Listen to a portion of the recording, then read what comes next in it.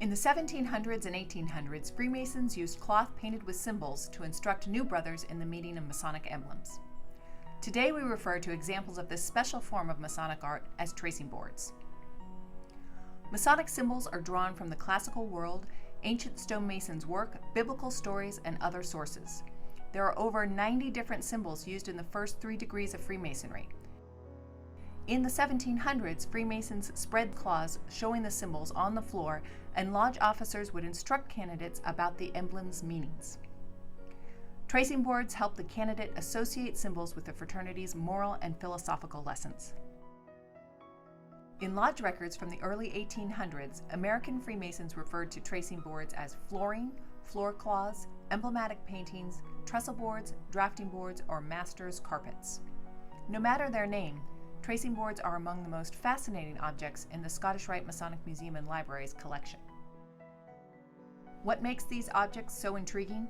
For one reason, they are rare. In 1820, for example, there were over 116 lodges in Massachusetts. Each lodge used at least one tracing board to instruct new candidates, yet only a small number of these paintings survive to the present day. After 4 decades of acquisitions, the museum has only a handful of Masonic tracing boards in its collection.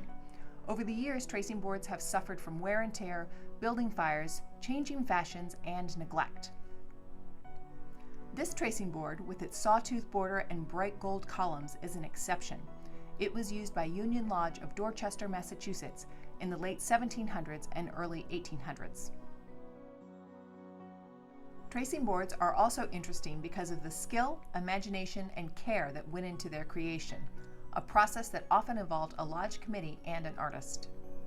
For example, in 1816, Columbian Lodge of Boston sought a new emblematic painting for their meeting room.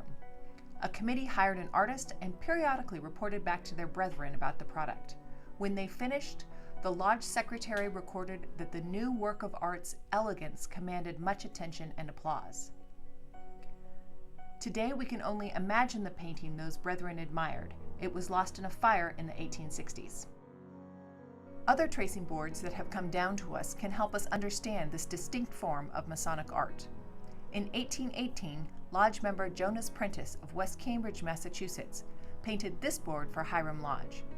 In vibrant colors and gold leaf, Prentice depicted symbols used in both Blue Lodge and Royal Arch Freemasonry. The painting was mounted on a frame with a clever hinge in the middle. When the board wasn't needed, lodge members could easily fold it up and safely stow it away. Tracing boards, both then and now, are an essential part of how Freemasons pass on their knowledge from one generation to the next. Crafted with skill and artistry, the museum's antique tracing boards speak to the pride Freemasons took in their lodge rooms. Here at the Scottish Rite Masonic Museum and Library, we are proud stewards of the historic tracing boards in our care.